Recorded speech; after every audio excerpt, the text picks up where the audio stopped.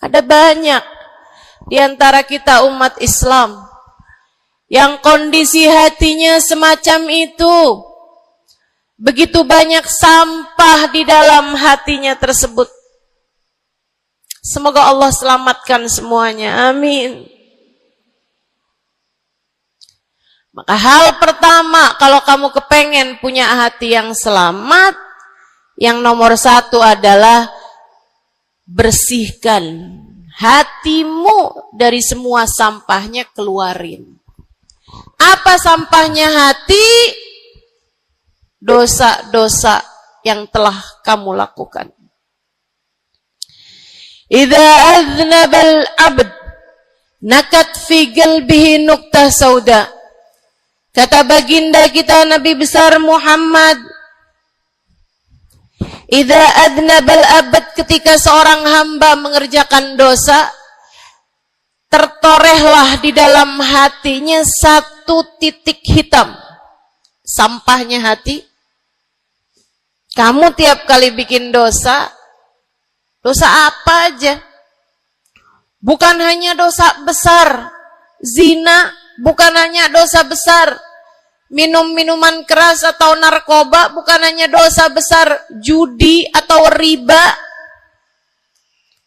bukan hanya dosa-dosa besar. Kalau itu titik hitam yang sangat besar tertoreh di dalam hatimu itu. Bahkan dosa-dosa kecil, sekedar marah-marah sama suami, atau ngambil uang suami. Gimana? Pernah? Rezeki istri solehah ustazah. Lagi mau nyuci, kelihatan, alhamdulillah. Emang haram ya ustazah? Ya haram, bukan punya kamu. Kan katanya ada hak istri dalam harta suami. Iya betul kalau dia kasih.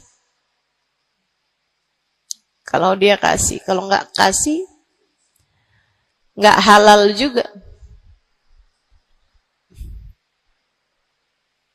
Bahkan dosa-dosa kecil, seperti melihat tetangga, terus kamu bilang, ya ampun, cakep banget ya. Nyesel saya nggak kawin sama dia.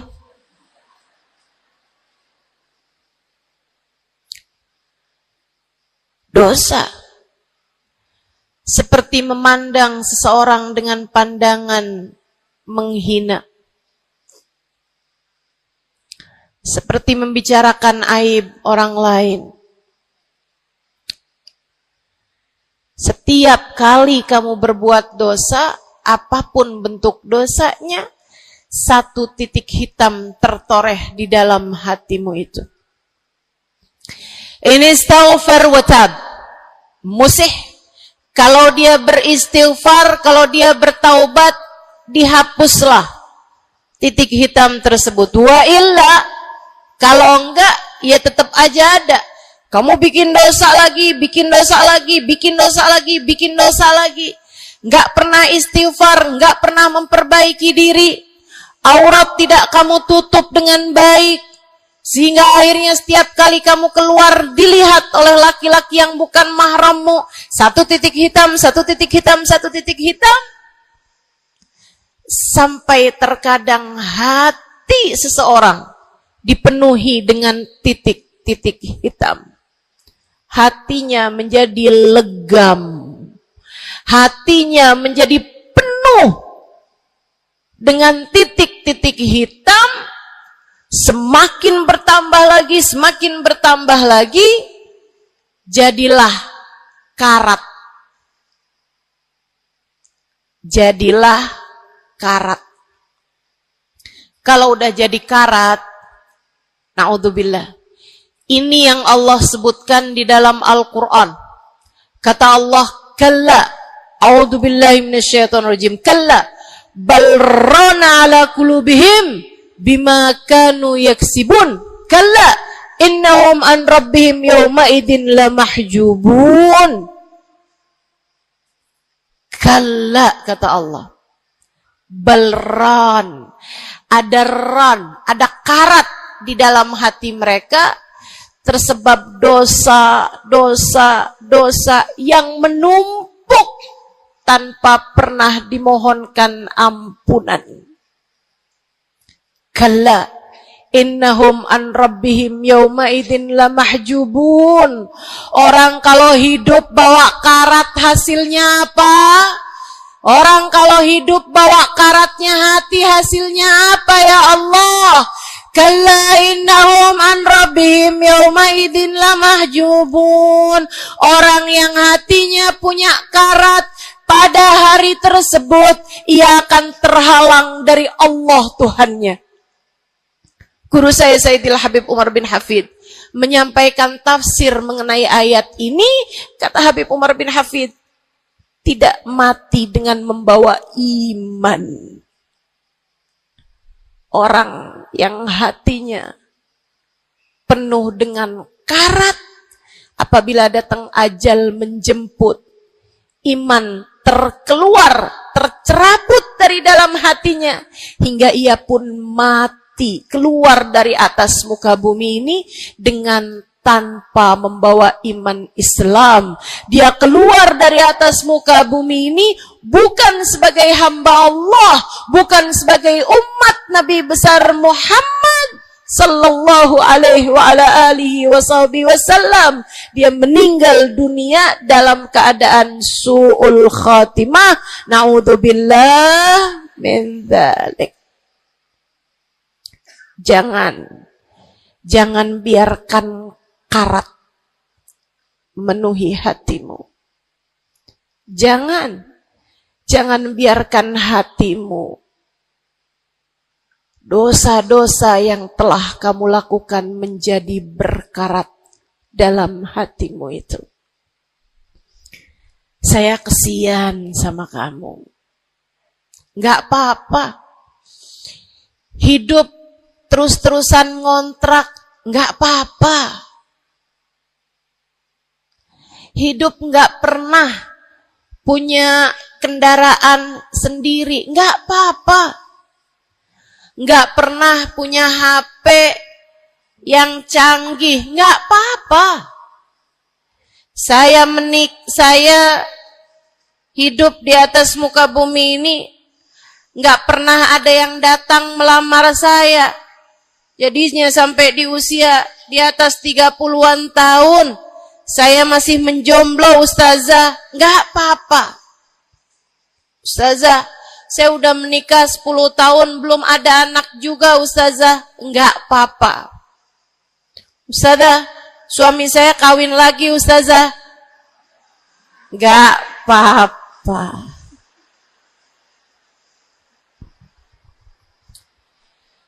Hidup di dunia ini, apapun yang terjadi, semuanya hanyalah sementara. Kamu hanya perlu memastikan agar tatkala datang ajal menjemput, kamu punya modal. Dan modal utamanya yang nomor 1 adalah hati yang bersih. Hati yang selamat. Kamu bawa pulang menghadap Allah Subhanahu wa ta'ala bigalbin salim. Kamu bawa hati yang selamat. Insya Allah. Mati nggak bawa suami nggak apa-apa. Mati nggak bawa anak nggak apa-apa. Nggak bakalan jadi pertanyaan malaikat raqib atid. Tapi mati harus dengan membawa hati yang selamat. Mudah-mudahan Allah karuniakan. Mudah-mudahan Allah karuniakan. Saudaraku sekalian yang saya muliakan, maka bersihkan sampah-sampah dalam hatimu itu. Caranya gimana nih, Ustazah? Dosa-dosa saya emang udah banyak banget. Saya di masa muda, di masa remaja, Bahkan sampai udah tua juga nih, bergelimangan dengan dosa demi dosa. Banyak dosa saya, Ustazah. Saya zaman muda berada dalam masa jahiliyah. Dosa, segala dosa saya kerjakan. Apa yang harus saya lakukan? Bersihkan karat-karat dalam hatimu itu dengan taubat. Minta ampun sama Allah. Minta ampun sama Allah. Kamu perlu nangis sama Allah. Kamu perlu sungguh-sungguh minta ampunan sama Allah. Dosa segede gunung, kalau Allah mau melemparkannya ke dalam lautan ampunan, inna kaba'irad dunubi ful ghufrani kallamami. Katanya sahibul burda, sesungguhnya dosa-dosa besar dalam lautan ampunan, ia hanyalah seperti buih di dalam lautan. Gak ada artinya apa-apa kalau Allah mau ampuni. Dosa sebesar apapun, kalau Allah mau ampuni gak ada artinya.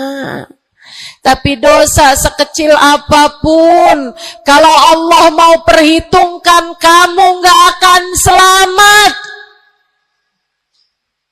Saya sampaikan padamu atas nama cinta. Dosa sekecil apapun yang kamu lakukan,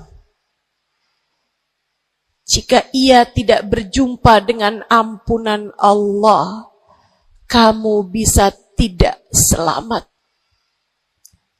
Iblis nyembah Allah 70.000 tahun lamanya. Sujud di atas bumi, dia sujud, bumi dihancurkan, Allah naikin dia ke langit. Di atas langit dia sujud, ganti-ganti posisi sujudnya. Karenanya Imam Ghazali dalam kitabnya Minhajul Abidin mengatakan, ma min buk'ah minal ard was sama, tidak ada satu jengkal tanah, baik di bumi ataupun di langit, illa waqad sajad iblis fihi sajdah. Iblis udah pernah sujud di sana, di semua tempat di bumi maupun di langit. Paling banyak ibadahnya ternyata bukan seorang wali. Paling banyak ibadahnya ternyata bukan seorang nabi. Kalau hitung-hitungan panjang-panjangan ibadah, ibadahnya iblis lebih panjang daripada siapapun dari makhluknya Allah Subhanahu wa ta'ala yang pernah tinggal di bumi ini. Akan tetapi dia nggak nurut. Iblis ibadah 70.000 tahun, nggak nurut sekali doang, sekali aja. Wa idh qulna lil malaikati isjudu li Adam fasajadu illa iblis. Ketika kami memerintahkan seluruh makhluk yang ada di langit, seluruh malaikat kami perintahkan, wahai malaikat-malaikatku, sujudlah kalian kepada Adam. Fasajadu, mereka semuanya sujud, illa iblis, kecuali iblis doang. Tantang, petenteng gak mau sujud. Allah tanya, ma manaka antas judali Adam id amartuk. Iblis, apa yang bikin kamu gak mau sujud kepada Adam, padahal aku yang telah memerintahkanmu? Bukankah kamu selama ini sujud di bumi, di langit untuk menyembahku? Sekarang aku perintahkan padamu untuk sujud, kenapa kamu gak mau sujud padanya? Iblis gak bilang, ya Allah, kan perintahnya tadi malaikat, saya kan bukan malaikat ya Allah. Gak gitu. Gak gitu. Saudariku sekalian yang saya muliakan, bahkan iblis gak bilang, males ya Allah saya sujud, lagi bisulan, misal. Enggak gitu juga. Makanya orang yang meninggalkan taat karena malas, karena bodoh misalnya, itu lebih dimaklumi teman-teman. Daripada yang kayak iblis ini nih. Ketika ditanya apa yang membuatmu gak mau sujud, wahai iblis kepada Adam, iblis dengan pongahnya, dengan sombongnya mengatakan, ana khairun minhu, saya lebih baik daripada Adam. Khalaqtani min nar wa khalaqtahu min tin. Saya berasal dari api, sementara Adam berasal dari tanah. Tanah diinjak-injak ya Allah, sementara api begitu hebatnya. Fahbit minha fa innaka rajim. Kata Allah, kita yang taat sama dosa sama-sama baik.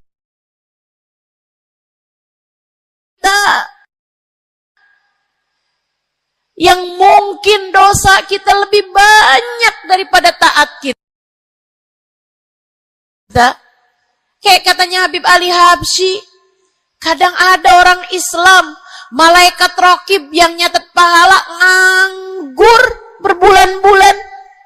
Sementara malaikat atid yang nyatetin dosa sibuk bener. Gimana dengan kita? Iblis hanya satu saja melanggar aturan Allah. Allah kemudian mewahyukan padanya, keluar kamu wahai iblis dari surgaku, sesungguhnya kamu terkutuk. Kamu, kalau Allah mau memperhitungkan satu saja dosa kamu, kamu nggak akan selamat. Saya sampaikan padamu, iya kamu, semua yang dengerin saya. Kalau Allah mau memperhitungkan satu saja dosamu, kamu nggak akan selamat. Kamu tidak akan selamat. Tapi kan saya anaknya Fulan bin Fulan. Tapi kan saya keturunannya Fulan bin Fulan. Tapi kan saya istrinya Fulan bin Fulan. Bu, Kak, Dek, Nak, nggak selamat siapapun kamu. Anaknya Nabi Nuh, nabinya Allah tenggelam. Pamannya Nabi Muhammad, paman baginda kita Nabi besar Muhammad, Abu Lahab, Allah tuliskan kehancurannya, kecelakaannya, kebinasaannya di dalam Al-Quran. Mau siapa yang kamu andalkan? Tapi kan saya udah banyak bikin taat, saya tiap malam bangun tahajud. Kamu nggak nyampe seujung kukunya ibadah iblis 70.000 tahun. 70.000 tahun. Sujud pada Allah SWT di tiap jengkal tanah. Nih tanah yang sekarang kita jejak ini pernah dibikin sujud sama iblis. Waktu iblis tinggal di atas muka bumi ini. Tapi semuanya nggak manfaat. Kalau Allah mau memperhitungkan satu saja dosa hambanya, ia tidak akan selamat. Sebab Allah hanya mau menerima hati yang tidak ada sampah di dalamnya. Sebab hanya berkenan menerima hati yang tidak ada noda-noda di dalamnya. Sampah hatimu bersihkan. Dosa-dosamu taubati. mintalah ampun kepada Allah. Mintalah ampun kepada Allah. Bangunlah di waktu malam, mandilah dengan mandi taubat. Saat-saat mandimu kamu bilang dalam hatimu, ya Allah, sebagaimana air membersihkanku dari segala kotoran-kotoran di badanku, ya Allah, bersihkanlah dosa-dosaku dengan hujan ampunanmu. Kemudian sholatlah 2 rakaat, 4 rakaat, sholat taubat. Kemudian sesudahnya, mulailah kamu ingat dosa-dosamu. Mulailah kamu ingat dosa-dosamu. Dari sejak kamu balik sampai sekarang ini. Betapa ia telah menggunung. Betapa ia telah melumuri dirimu itu. Betapa ia telah menjadikan dirimu kotor. Kemudian ingatlah nikmat yang telah Allah SWT berikan, bahwa bersama dengan banyaknya dosa-dosamu, ia tak henti-henti memberikan kepadamu kenikmatan demi kenikmatan. Bahwa meski matamu berulang-ulang kau pandang yang haram dengannya, Allah masih membiarkan matamu dapat melihat. Betapa meskipun telingamu berulang-ulang kamu pakai untuk mendengarkan aib-aib orang, nyatanya sampai sekarang telingamu masih dapat mendengar. Betapa lisanmu. Berapa banyak hati tersakiti dari lisanmu itu. Mertuamu kamu sakiti. Suamimu kamu sakiti. Anakmu bahkan kamu sakiti. Bodoh banget sih jadi anak. Astagfirullah. Kamu kok bandel banget sih, mama nyesel punya anak kayak kamu. Astagfirullah.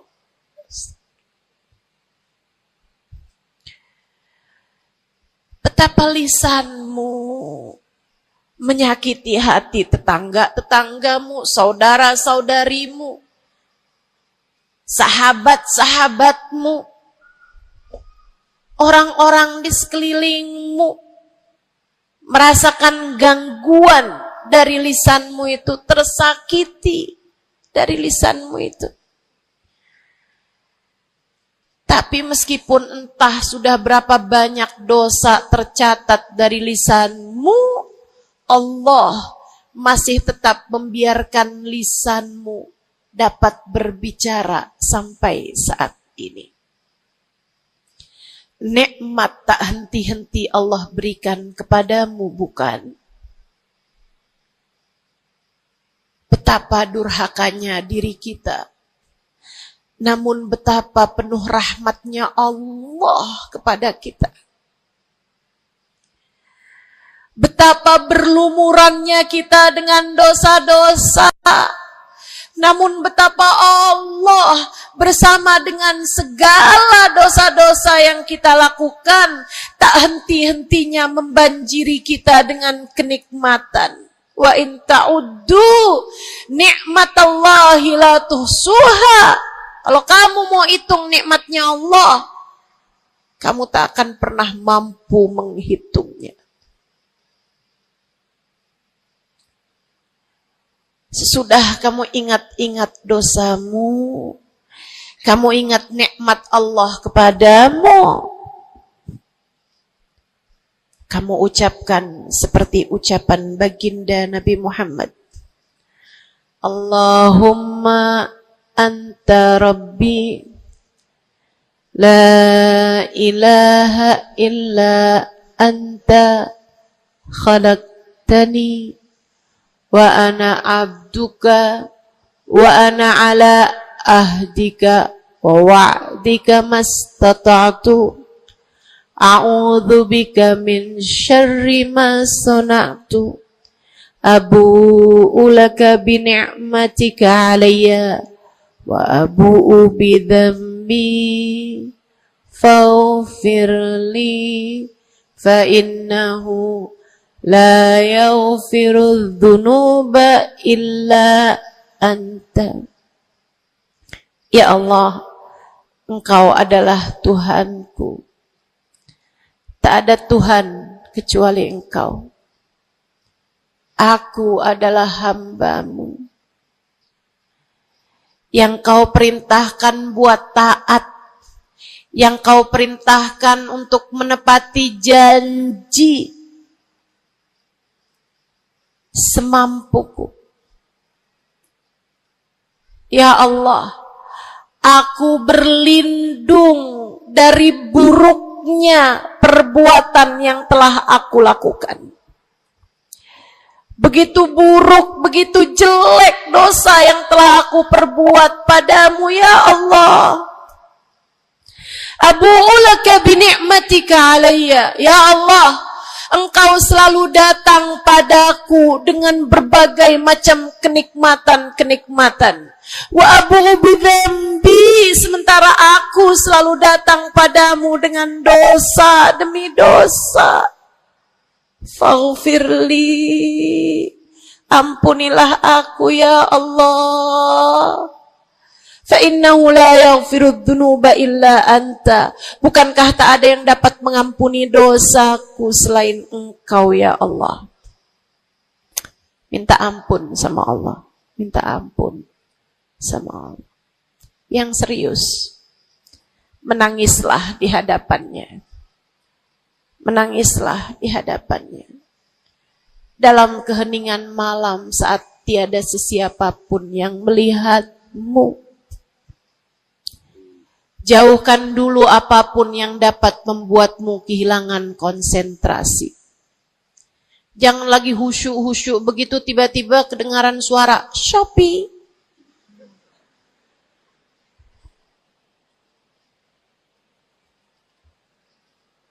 Kamu langsung jadi hilang konsentrasi. Yang mana nih ya?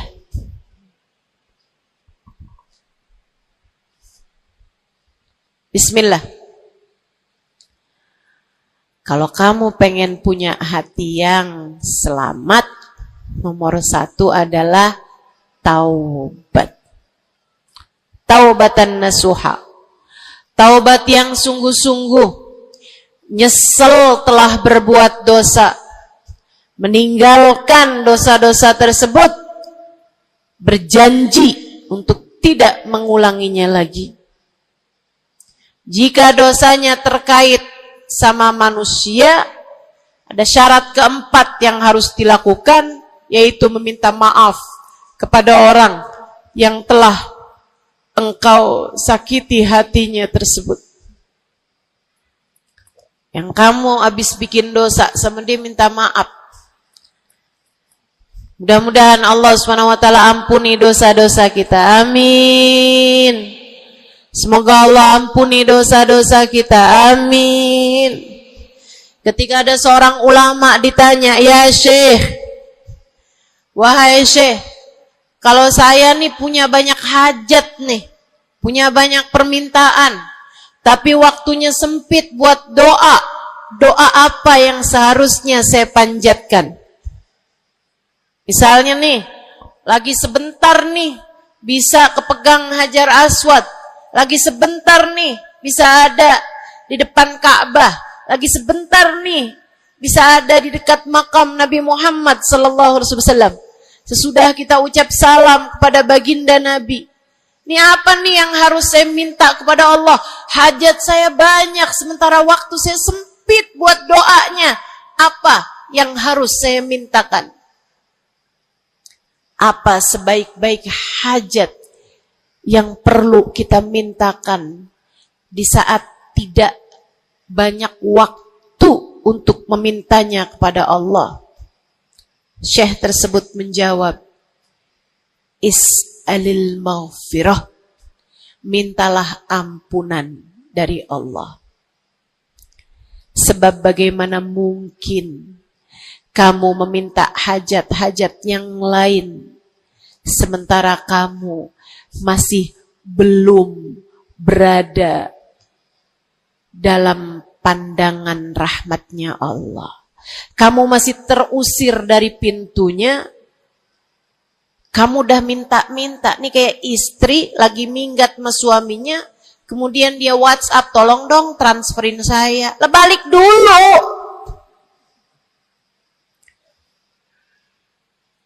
Baru minta.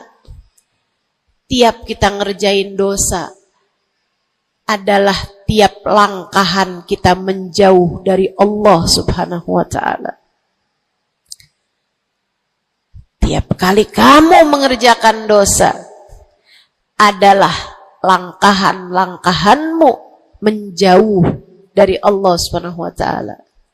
Karenanya mendekat dulu, masuk dulu, Allah bukain pintu dulu, baru deh silahkan minta yang lainnya.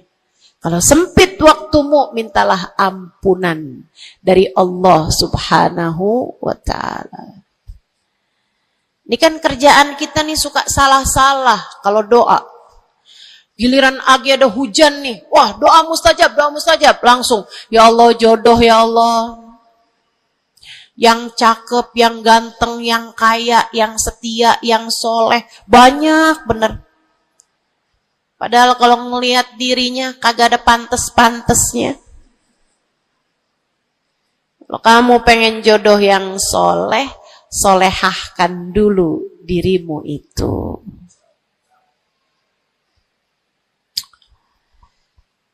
Begitu datang hujan, ya Allah, duit yang banyak ya Allah, duit yang banyak ya Allah. Mintalah dulu ampunan. Sebab kamu mati gak bawa jodoh gak apa-apa, kamu mati gak bawa duit gak apa-apa. Tapi kita mati harus bawa ampunan Allah Subhanahu wa ta'ala. Sebab dosa akan mengotori ruang hati kita. Maka syarat utama hati yang bersih adalah keluarkan sampah darinya dengan cara taubat. Mohonlah ampun pada Allah. Secara serius. Cukup sekali ustazah? Enggak cukup. Lo dosanya banyak. Tiap habis sholat minta ampun. Tiap ada kesempatan buat doa minta ampun. Tiap lagi datang hujan minta ampun. Tiap lagi ziarah ke makam Nabi, ke makam wali, minta ampun sama Allah. Tiap lagi datang orang soleh, katanya doa sambil memandang wajah orang soleh yang mustajab. Apa yang mesti kita minta? Minta ampunan dari Allah Subhanahu wa ta'ala. Minta ampunan dari Allah Subhanahu wa ta'ala. Itu satu syarat mutlak utama. Pengen hatimu selamat, keluarkan sampah-sampahnya. Habis keluarin sampah-sampahnya, nah sekarang udah bersih. Ternyata ada penyakit-penyakitnya. Ada bagian itu yang atapnya bocor. Ada airnya yang tersumbat. Penyakitnya rumah. Bukan begitu? Saudaraku sekalian yang saya muliakan, kamu kepengen hatimu jadi hati yang selamat, sembuhkan hatimu dari berbagai macam penyakit-penyakitnya. Apa aja sih penyakit-penyakitnya hati? Banyak. Imam Ghazali menyebutkannya dalam kitab Ihya Ulumuddin. Sampai jadi satu kitab yang tebal membahas mengenai hal-hal yang buruk yang ada dalam hati manusia. Bahasan panjang, nggak akan keburu waktunya buat bahas panjang itu. Tapi saya bilang Bu, kayak rumah, Saya pernah beli rumah. Suami saya beli rumah. Kemudian saya liatin rumahnya bagus, bersih, cakep. Udah nih. Kemudian satu hari saya ajak teman saya yang ngerti urusan rumah. Ahli desain interior rumah. Saya bawa masuk dalam rumah saya. Dia liatin. Ini bocor nih Ustazah. Yang ini nih. Harus cepet-cepetan ditambal. Terus dia lihat ada bagian atap tuh bocor tuh Ustazah. Tambal dulu Ustazah. Dibenerin dulu tuh Ustazah sebelum ditempatin. Bu, saya kirain rumah saya udah bagus. Ternyata kalau dilihat sama ahlinya baru ketahuan. Kita juga begitu semua. Kita kirain hati kita baik-baik aja. Tapi kalau kita duduk ngaji, kalau kita hadir di majelis taklim, kalau kita dengerin kajian-kajian, kita baru paham. Ya Allah, ternyata hati saya ada penyakitnya di sini. Ternyata saya juga punya penyakit yang ini. Ternyata saya punya penyakit yang ini. Karena jangan berhenti belajar. Jangan berhenti mengaji. Biar kita paham penyakit-penyakit hati kita tuh di bagian mana. Sehingga kita bisa konsentrasi buat mengobatinya. Ada tuh bagian atap yang dibilangin sama temen saya nggak terlalu peduli. Saya liatin kecil aja kok. Sampai satu hari, untung aja saya nggak ada di bawah situ. Jebol atap rumah saya. Banjir rumah saya. Gara-gara atap yang berpenyakit yang tidak diberesin. Begitu pula dengan hati kita. Cari tahu apa penyakitnya. Cari tahu apa obatnya. Dengan kamu duduk mengaji. Ini bukan urusan sejam, 2 jam dipelajari. Kemudian semuanya benar. Ini adalah PR seumur hidup kita. Buat sehatin hati kita. Buat bagusin hati kita. Buat bersihin hati kita. Penyakit hati paling berbahaya namanya kesombongan. Dan Bu, Kak, Dek, Nak, siapa di antara kita yang selamat darinya? Apa itu sombong, wahai Rasulullah? Kata seorang sahabat. Sebab saya senang pakai baju bagus. Saya Rasulullah senang makan enak, senang pakai baju bagus. Saya sombong kalau gitu wahai Rasul. Enggak, bukan itu yang namanya sombong.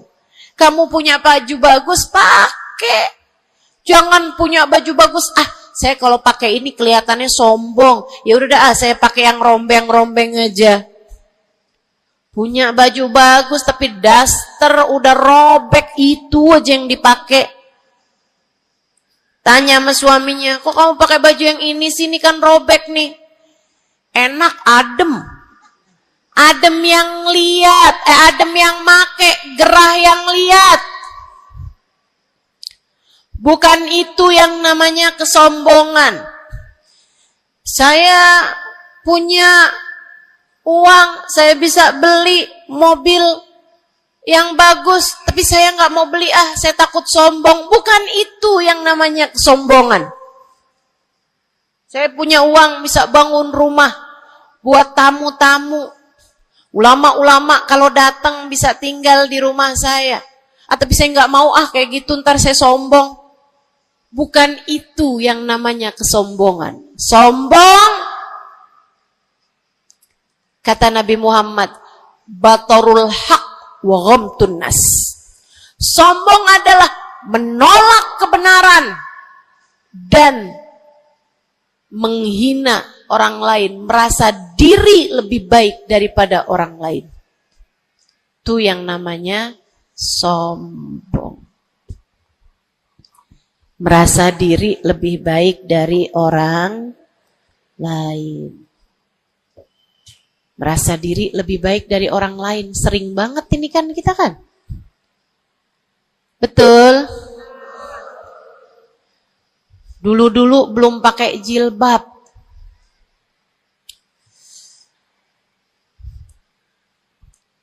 Nggak ngerjain taat yang namanya menutup aurat. Habis itu kemudian pergi majelis, hadir kajian pakai jilbab, rapi banget. Bahkan tumpuk-tumpuk. Ustadzanya pakai jilbab 1 lapis, dia pakai 3 lapis. Tapi dia ngelihat orang-orang yang belum pakai jilbab, ya ampun, belum dapat hidayah, sian. Saya rasanya kepengen buat bisikin sama dia, Mbak, Israel udah deket. Boleh gak sih Ustazah, saya bisikin di telinganya, malaikat penjaga neraka kirim salam. Astaghfirullah. Dulu kamu berbuat dosa dengan membuka auratmu, kini kamu berbuat dosa dengan dosa kesombongan. Itu namanya bukan taubat. Itu namanya bukan hijrah. Itu namanya pindah dosa. Dari satu dosa membuka aurat menjadi dosa kesombongan, dan bisa jadi di hadapan Allah dosa kesombongan lebih besar nilainya daripada dosa membuka aurat. Bisa jadi. Bisa jadi. Para ulama mengatakan, rubba maksiatin awrathat dhulla ahabbu ilallah min ta'atin awrathat kibra. Terkadang kemaksiatan yang melahirkan rasa rendah diri di hadapan Allah lebih Allah sukai daripada ketaatan yang melahirkan kesombongan. Hati-hati.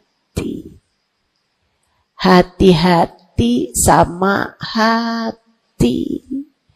Jangan biarkan kesombongan merusak hidupmu. Jangan. Ada banyak para istri yang merasa dirinya lebih mulia daripada suaminya. Banyak. Hati-hati, hati-hati. Saya belajar dari umi saya.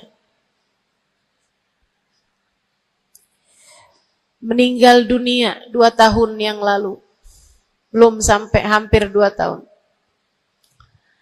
Saudariku sekalian yang saya muliakan, saya sering bilang sama umi saya, Mi, maafin saya ya Mi ya. Umi saya bilang, Nak, maafin Umi ya. Umi punya salah sama kamu nggak kurang daripada salah kamu sama Umi. Umi punya dosa sama kamu pasti lebih banyak daripada dosa kamu sama Umi.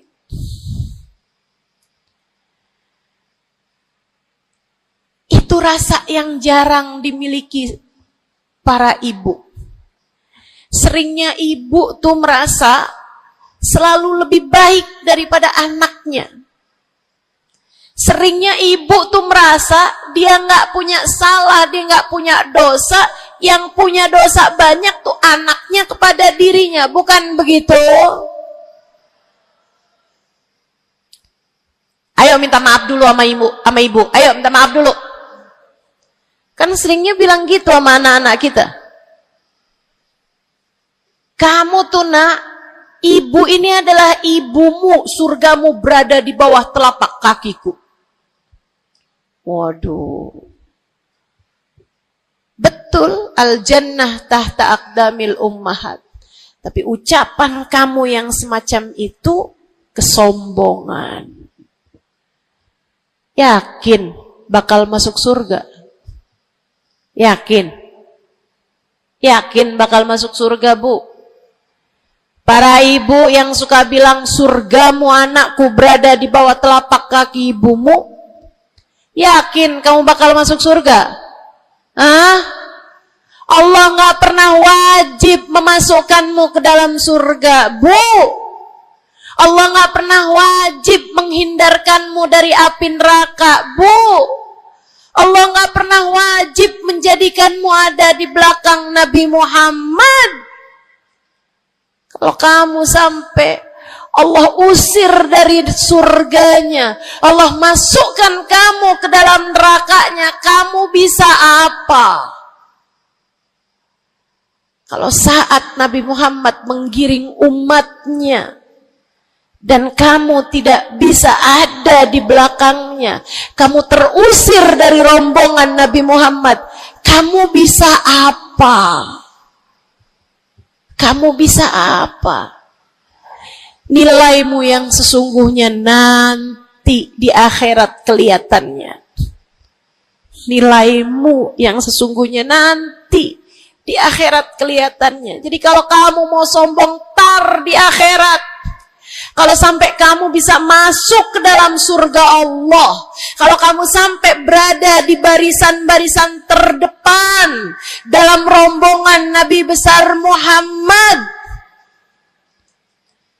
kalau kamu bisa makan dari buah-buahan surga, kalau kamu ada saat kamu mengucap salam kepada baginda Nabi Muhammad, matamu bisa memandang indah wajahnya, telingamu bisa mendengar indah suaranya, lisanmu bisa mengucapkan salam langsung di hadapannya. Silahkan membusungkan dada pada saat itu. Silahkan mau ngerasa diri kamu lebih baik daripada ahli-ahli neraka, silahkan. Tapi sekarang keadaannya belum tentu. Bagaimana jika seseorang yang kamu memandang dirimu lebih baik darinya, ternyata ia melenggang masuk ke dalam surga, sementara kamu Allah jerumuskan ke dalam api neraka? Keadaannya belum jelas, keadaannya belum tentu. Jangan pernah merasa diri lebih baik daripada siapapun. Jangan pernah merasa diri lebih baik daripada siapapun. Hatimu benerin rusak-rusaknya, penyakit-penyakitnya. Ada penyakit berbahaya namanya hasud. Ada penyakit berbahaya namanya hasud. Apa itu hasud?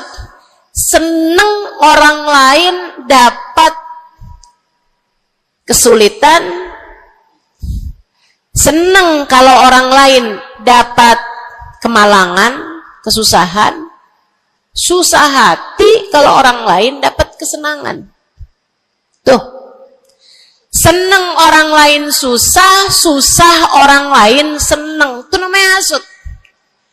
Ada tetangga naikin rumah, bangun rumah, dia naik darahnya. Ada orang tetangganya yang sebelah kiri beli mobil, dia pun diangkut pakai mobil ambulan. Busuk bener hatinya, dimakan sama sifat namanya sifat hasud. Nggak seneng lihat orang lain seneng. Kalau orang lain dapat kesusahan seneng bener. Si ibu itu kemarin habis tabrakan, pantas aja dia tabrakan. Kamu tahu kan, si ibu yang itu tuh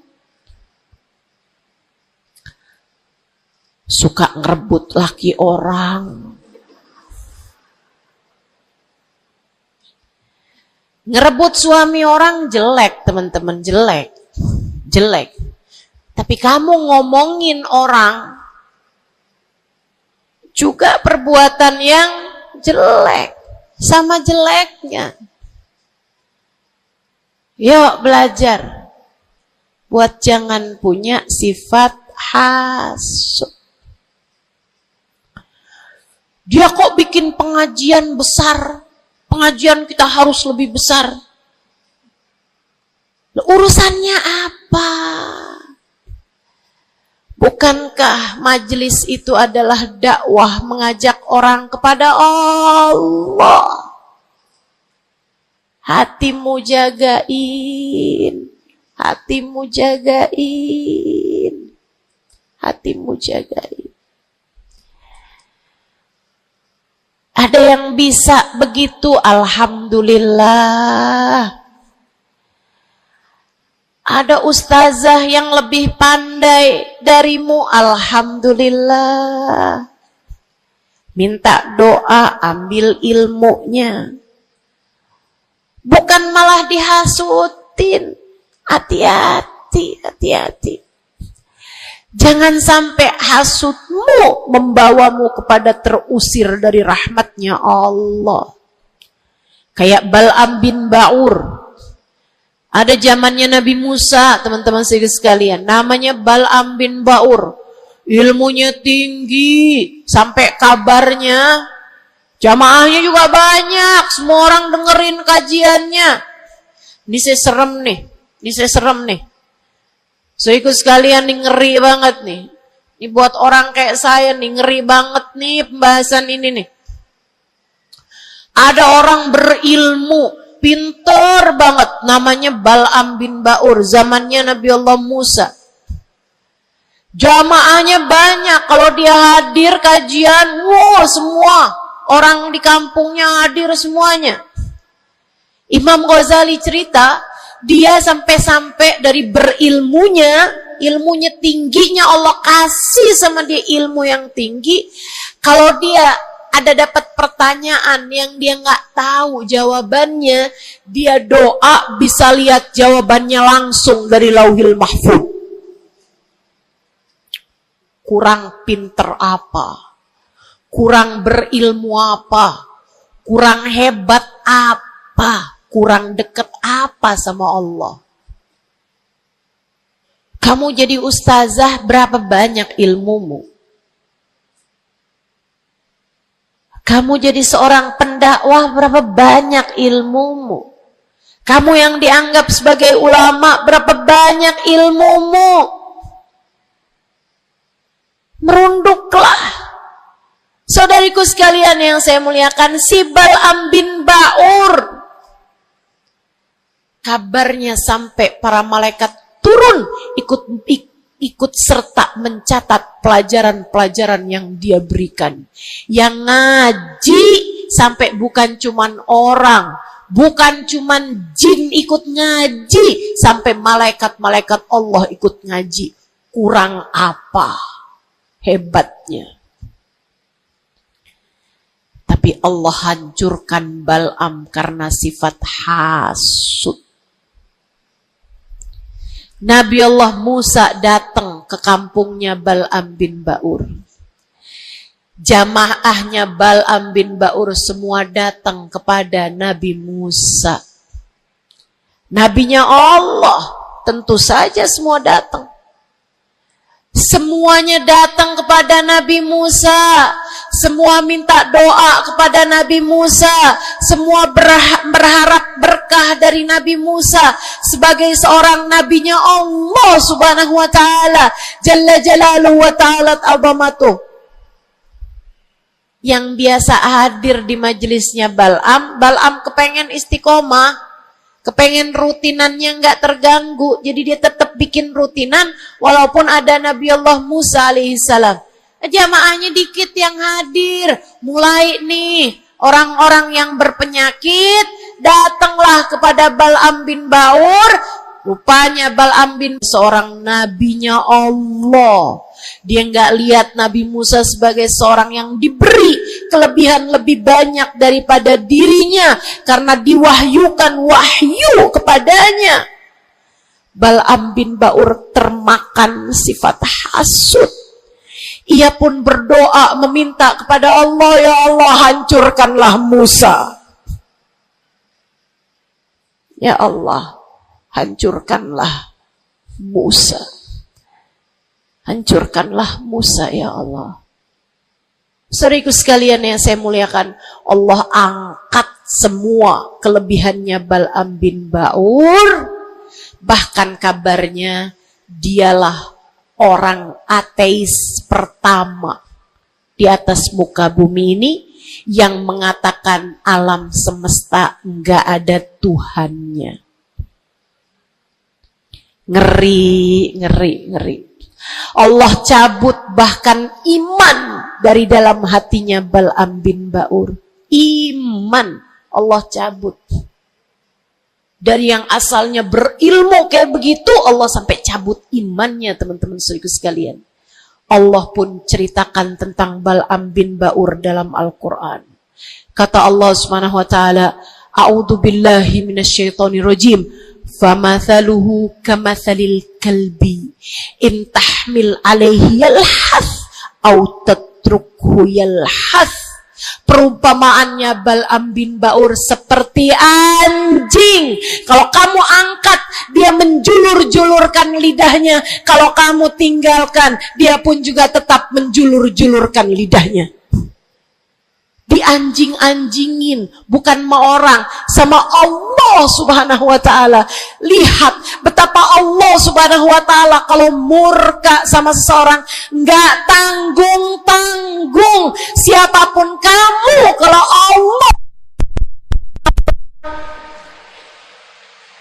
Allah murka sama kamu, nggak tanggung-tanggung murka Allah. Bahkan kepada seseorang yang dibukakan lauhil mahfud kepadanya, Allah jadikan dia seperti anjing, kata Allah dalam Al-Quran. Jangan berani-berani punya sifat hasud. Ingat, kalau ada orang diberi kelebihan lebih daripada kamu, ingat, yang ngasih kelebihan itu satu, namanya. Kalau ada seseorang tertimpa kemalangan, jangan sok-sokan merasa diri lebih baik daripada orang tersebut. Ingat, yang ngasih kemalangan kepadanya hanya satu, namanya Allah. Hati-hati sama sifat namanya sifat hasud. Satu, bersihkan hatimu dari sampahnya yaitu dosa dengan cara taubat dan mohon ampun terus-terusan. Kedua, benerin rusak-rusaknya hatimu, penyakit-penyakitnya hatimu, yang terutamanya adalah sifat sombong dan sifat hasud. Hatimu belajar untuk tidak membenci siapapun. Hatimu belajar buat gak benci sama siapapun. Yang terakhir, kalau kepengen hatimu selamat, hiasi. Kalau rumah nih, udah sampahnya udah bersih, rusak-rusaknya udah dibenerin, udah direnovasi, sekarang tinggal yang terakhir. Apa itu? Hias-hiasi rumahmu. Pasangin horden, pasangin lampu yang bagus, pasangin lantai yang bagus, ditaruhin dekorasi-dekorasi, pajangan-pajangan kamu taruh-taruh, ada sofa, ada tempat tidur, dihias-hiasi rumahnya. Dicat rumahmu itu dengan warna-warna yang cocok, kan begitu? Hiasi hatimu dengan cinta. Hiasi hatimu dengan cinta. Hatimu ada cinta kepada yang semestinya dicinta. Siapa? Nomor satu Allah, nomor dua, nomor tiga cintai apapun dan siapapun pada cintanya Allah dan Rasulnya. Cintai ulama karena mereka adalah pewaris para nabi.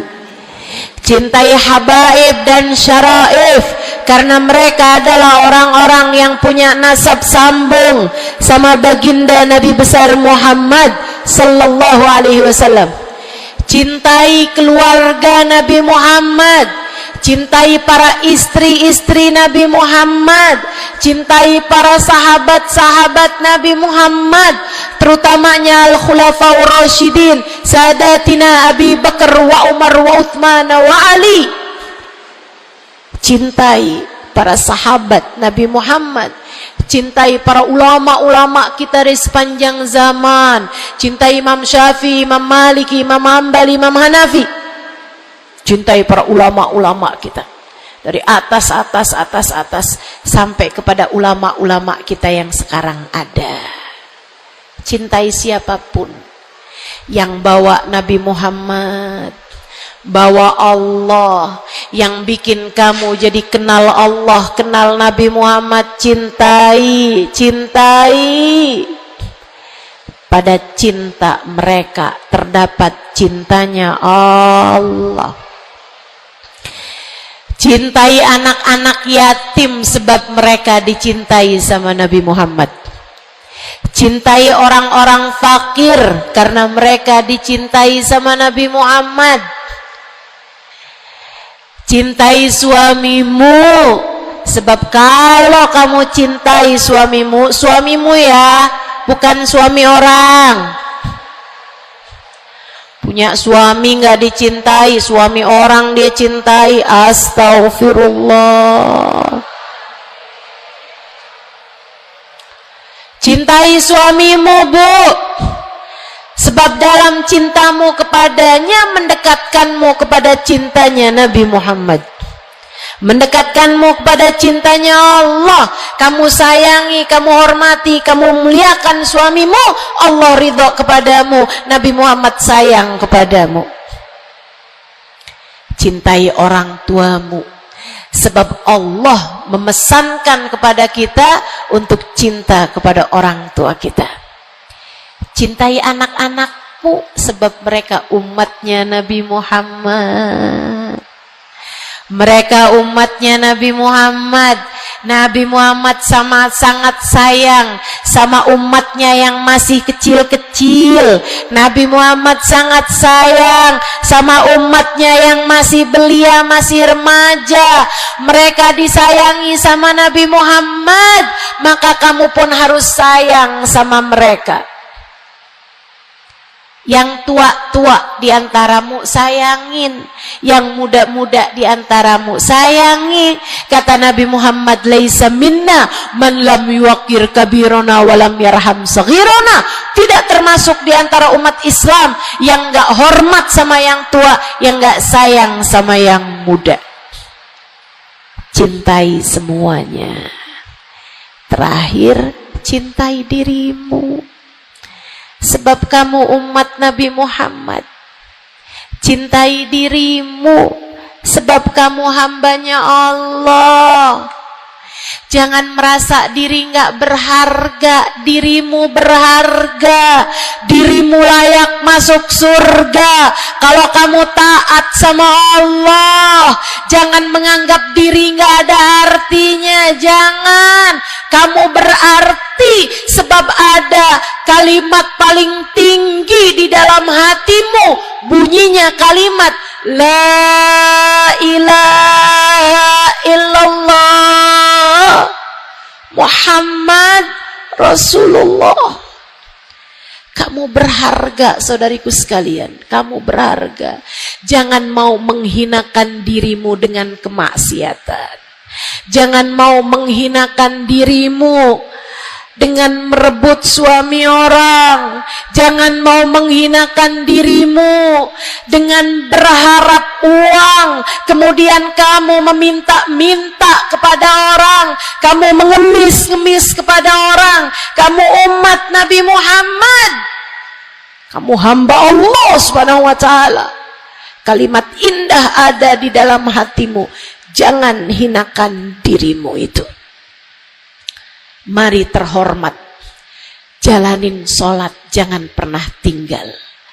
Mari terhormat, tutup auratmu, jangan dibuka-buka. Mari terhormat, cintai dirimu, bangun di waktu malam, sholat malam, angkat tangan, minta kepada Allah. Mari terhormat, baca sholawat sebelum tidur. Wahai Rasulullah, saya adalah umatmu, berharap akan dapat masuk surga di belakangmu ya Rasulullah.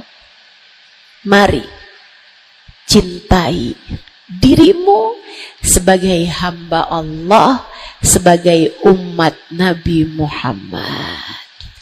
Insya Allah. 3 hal itu jika kamu lakukan, bersihkan hati dari dosa-dosa, sembuhkan penyakitnya hati yang ada dalam dirimu, kemudian yang terakhirnya, hiasi hatimu dengan cinta dan kasih sayang kepada siapapun yang ada di atas muka bumi ini. Sayangi aja semuanya, cintai aja semuanya, sebab dalam cinta kepada semuanya terdapat cintanya Allah dan Rasulnya. Saya sakit, tapi saya tetap datang ke Pontianak karena saya sayang, karena saya cinta sama orang-orang Pontianak. Bukan karena Pontianaknya, tapi karena yang berkumpul di sini adalah umatnya Nabi Muhammad.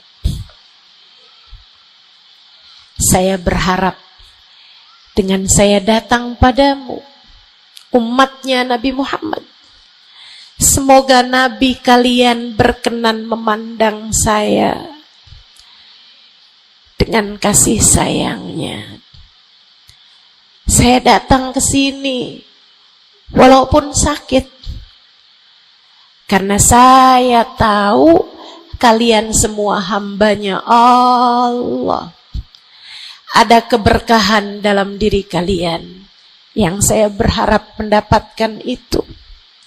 Saya berharap dengan saya datang padamu, Allah Tuhanmu berkenan merahmati saya sebagai hambanya. Yuk, sayangi semuanya. Yuk, cintai semuanya. Rabbana zalamna anfusana wa illam taghfir lana wa tarhamna lanakunanna minal khasirin. Rabbana atina fid dunya hasanah fil akhirati hasanah wa qina adzabannar. Bifadli subhana rabbika rabbil izzati amma yasifun wa salamun alal mursalin walhamdulillahi rabbil alamin. Assalamualaikum warahmatullahi wabarakatuh.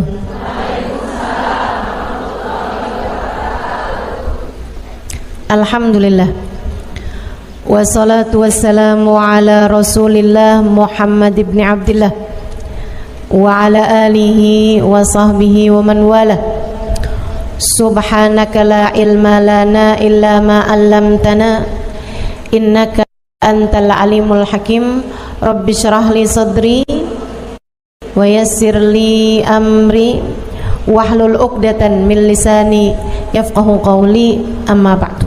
Baik, sebelum kita mulai, kita akan baca niat belajar bersama-sama. Mudah-mudahan ilmunya nanti sekali lagi jadi ilmu yang manfaat buat kita sekalian.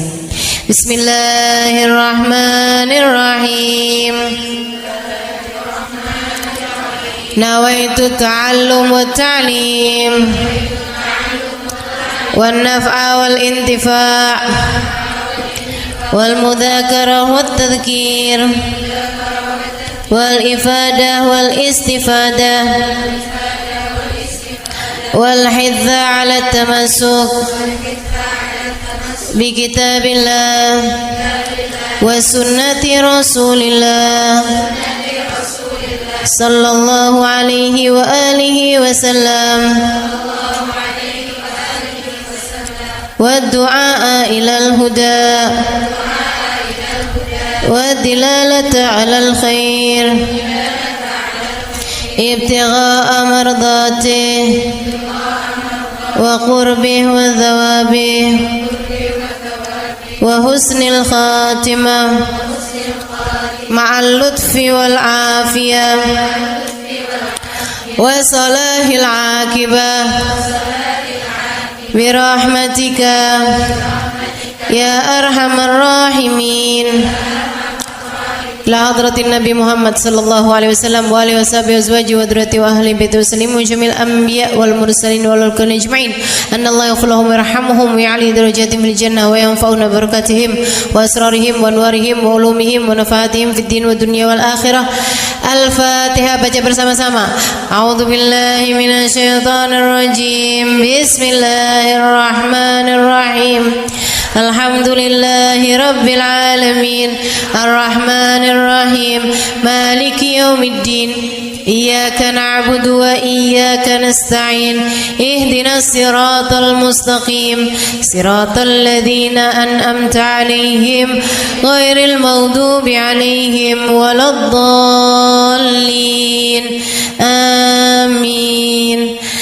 Taqabbalallah minna wa minkum, taqabbal ya karim. Warraghbah fid dunya, sementara rakus ambisi terhadap dunia, tukathirul ham, bikin banyak sumpah, wal hazan, dan bikin banyak kesedihan. Bikin sedih badan kita, bikin sedih hati kita, bikin sumpek dan bikin akhirnya jadi berpenyakit ya badan kita ini. Ar-raghbah fid dunya. Wal batalah, sementara batalah, kalau di situ diartikan apa batalah?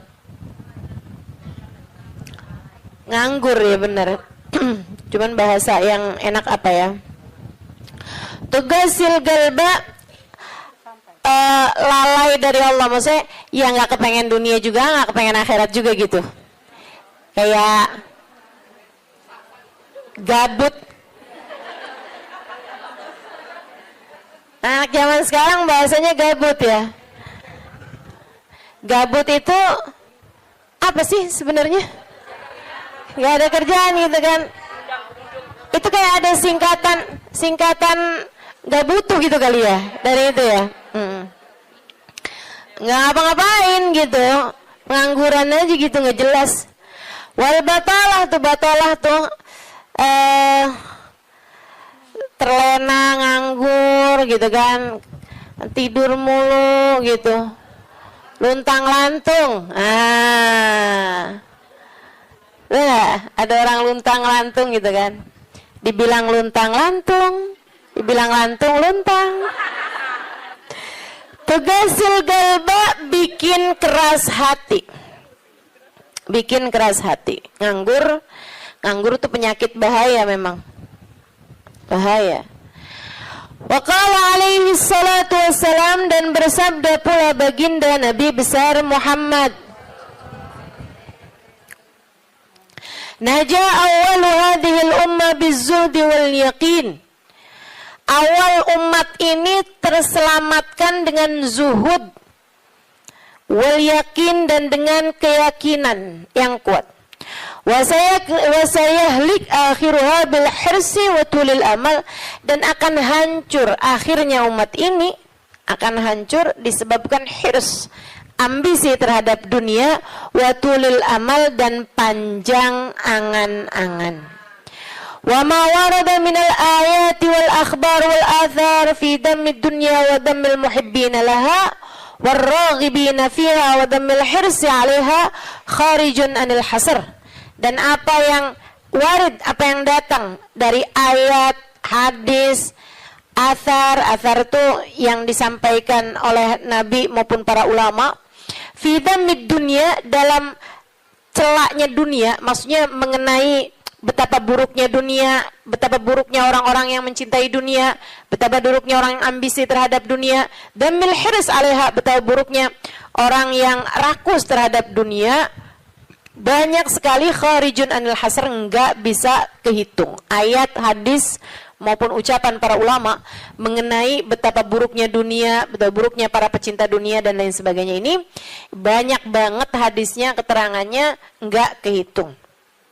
Watasani fil ulama, dan karangan-karangan para ulama rahmatullahi alaihim, semoga rahmat Allah senantiasa tercurah kepada mereka, minas salaf wal khalaf, baik dari ulama zaman dulu maupun ulama-ulama belakangan, masyhunah bidzalik, penuh sekali dengan hal-hal yang seperti itu. Kayak Imam Ghazali gitu kan, nulis dalam kitabnya baik Ihya Ulumuddin ataupun kitab yang terakhirnya beliau itu namanya Minhajul Abidin dan lain sebagainya. Itu banyak banget mengenai hal-hal yang seperti ini gitu. Betapa pentingnya kita untuk zuhud terhadap urusan dunia. Tsumma inad dunya ibaratun wallahu a'lam bisawab. Sampai situ ya. Nabi Muhammad alaihissalam mengatakan, az-zahada fid dunya tuyrihul qalba wal badan.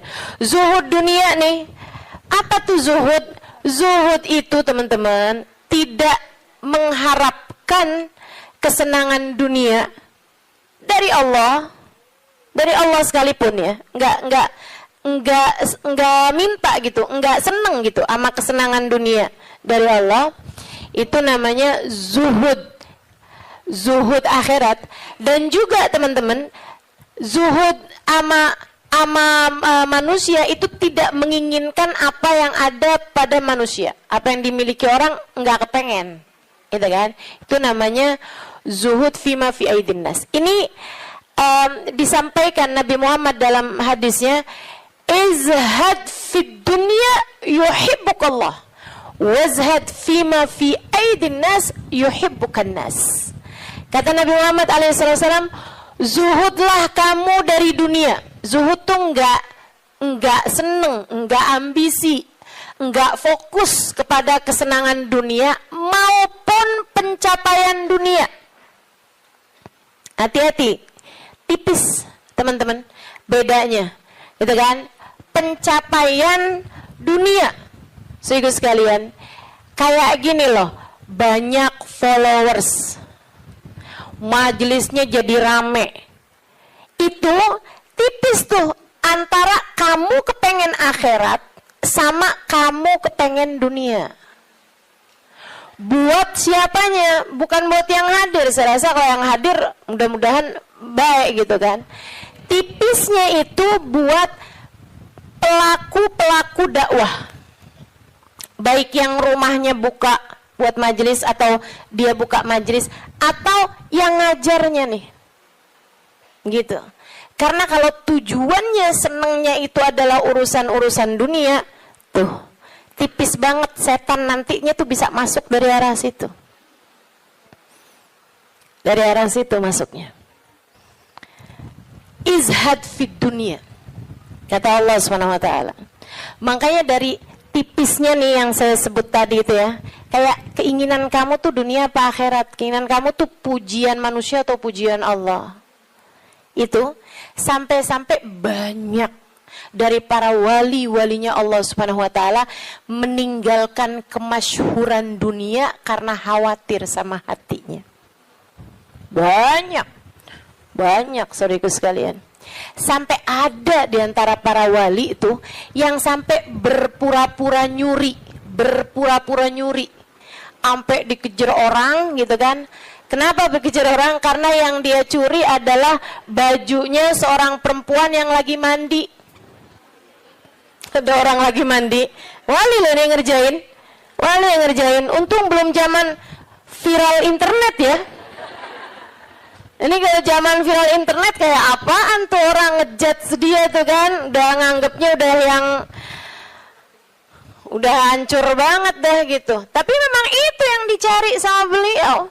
Yang dicari sama beliau adalah menghindar dari kepopuleran, menghindar dari apa yang orang-orang cari dari kemuliaan dunia karena khawatir hatinya terselip rasa keinginan untuk dianggap mulia di dunia, menghancurkan kemuliaannya di akhirat.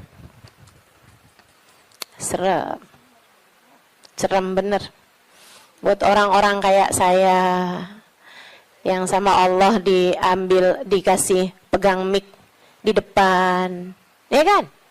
Teman-teman saya sekalian, nggak gampang. Makanya kalau ada yang bisa kamu lakukan untuk saya, doain biar bisa ikhlas, doain biar bisa benar gitu, jaga hati, doain biar disayang Allah gitu. Kesian nih, begitu udah masuk nih setan, teman-teman saya sekalian, setan tuh ya datang ke pedagang beda, datang ke orang awam beda, datang ke ulama beda lagi. Waduh, yang datang ke ulama nih setannya juga ulama. Setannya juga kelas profesional, gitu kan? Jadi nggak ecek-ecek gitu loh. Kayak setannya juga setan-setan berkelas, teman-teman saya sekalian.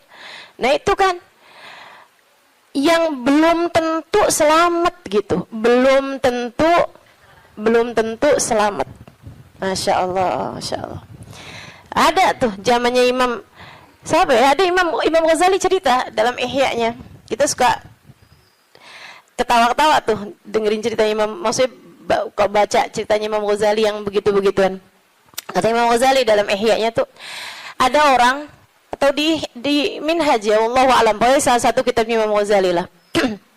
Imam Ghazali cerita, ada orang dia itu ulama, teman-teman. Cuman ulamanya itu masih suka yang ya gitulah, masih ada kesenangan-kesenangan dunianya. Senang sama popularitas, senang sama dimuliain orang, senang sama ini sama itu sama ini sama itu. Ada satu ulama khomul, ulama yang lain nih, ulama yang nggak seneng namanya terkenal, nggak seneng, dia nggak seneng sama urusan begituan, urusannya antara dia sama Allah, tapi ilmunya luar biasa. Ulama yang kedua nih, ini ulama yang pertama nih, saya nggak inget namanya gitu ya, dua-duanya nih saya nggak inget namanya. Nah ulama yang pertama nih, dia lagi khutbah Jumat, teman-teman saya sekalian, dia ngomong sesuatu yang dinisbatkan kepada ulama yang kedua yang nggak senang keterkenalan apa ini, teman-teman. Dia ngomong bahwa saya pernah dengar kayak, kan ada orang-orang itu ya Allah, mudah-mudahan Allah bersihkan hati kita semuanya nih ya. Ada orang-orang yang kalau cerita sama orang lain, bahkan di mic sekalipun, senang menunjukkan kedekatannya sama ulama yang lain atau sama orang-orang yang berilmu, guru-guru apa segala macam gitu kan ya. Yang tujuannya adalah biar orang tahu nih, gua deket sama si ini, gua deket sama si itu. Paham maksud saya? Mudah-mudahan Allah selamatkan hati saya, mudah-mudahan Allah selamatkan hati kita semua. Sehingga sekalian, dia bilang tentang ulama B nih. Dia bilang, saya pernah dengar Syekh ini mengatakan gitu kan. Syekh itunya hadir di majelis tersebut, ya. Dan yang diomongin sama Syekh A ini tentang Syekh B, itu nggak pernah diomongin sama Syekh B-nya. Paham? Jadi ulama A ini bohong tentang ulama B. Bohongnya di khutbah Jumat, cuman untuk menunjukkan betapa dekatnya dia sama ulama B tersebut itu.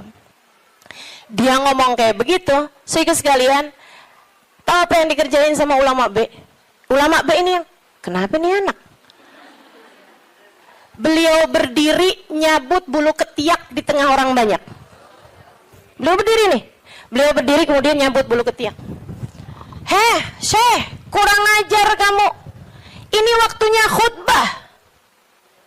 Saya nggak pasti itu khutbah Jumat atau khutbah yang lain nih ya. Ala kulli hal, Syekh, ngapain kamu di waktunya khutbah, kamu malah cabut bulu ketiak? Duduk Syekh, nggak punya adab. Kata Syekh B ini, kamu yang nggak punya adab nak. Kamu yang nggak punya adab Pak. Kenapa kamu mengingatkan saya untuk sesuatu hal yang sunnah? Nyabut bulu ketiak, kalau salah memang hari Jumat ya. Nyabut bulu ketiak hari Jumat hukumnya sunnah. ala sunnah. Walimada astahi, dia bilang, kenapa saya mesti malu? Kamu gak punya malu apa depan orang-orang kamu nyebut bulu ketiak? Bulu ketiak itu kan buat laki-laki, sama laki-laki nggak aurat. Sesama perempuan aja nggak aurat. Bulu ketiak ya, maaf ya. Teman-teman sekalian, beliau bilang walimada astahi. Kenapa saya mesti malu? Ana ala haq wa anta alal batil. Saya mengerjakan barang hak, kamu mengerjakan barang batil. Dia bilang saya mengerjakan barang hak, nyabut bulu ketiak sunnah hari Jumat. Dia bilang kamu ala batil. Karena kamu menceritakan tentang saya sesuatu yang tidak pernah saya katakan. Saya Syekh Fulan min Fulan, sebutin nama dia namanya. Ya Allah, merah padam mukanya. Seram teman-teman, seram. Ya gitulah. Kadang-kadang tuh sampai tipis banget keinginan dakwah atau keinginan pamer. Tipis. Setannya tuh ngebisikin sampai kayak suara semut. Katanya Nabi Muhammad alaihi salatu wassalam, "Ar-riya yadhubbu ala ummati kadhabibin naml." Riya itu bersuara di hati umat saya kayak suaranya semut, nyaris enggak kedengeran suaranya. Antara kamu seneng agama Allah jadi tinggi atau kamu seneng nama kamu jadi tinggi. Tipis, segaris, bahkan lebih tipis daripada kulit bawang, teman-teman. Oke, mesti terus minta perlindungan sama Allah. Ya Allah, ya Allah. Ya Allah, ya Allah. Bimbing terus ya Allah, ya Allah, ya Allah. Gitu. Mudah-mudahan Allah karuniakan keikhlasan bagi kita sekalian insyaallah. Sebab yang namanya pencapaian akhirat, teman-teman. Dan pencapaian akhirat kita nggak pernah tahu. Pencapaian akhirat tuh kita nggak pernah tahu. Taunya kapan? Entar di akhirat. Namanya juga pencapaian akhirat. Taunya entar di akhirat. Saat kamu berhasil menghadap Nabi Muhammad. Saat namamu menjadi seseorang yang dikenal oleh Nabi Muhammad. Kalau mau bangga, tar di sana. Alhamdulillah, demikian ceramah untuk hari ini. Semoga ilmu yang disampaikan menjadi manfaat dan keberkahan untuk kita semua. Mohon maaf bila ada kekurangan. Wassalamualaikum warahmatullahi wabarakatuh.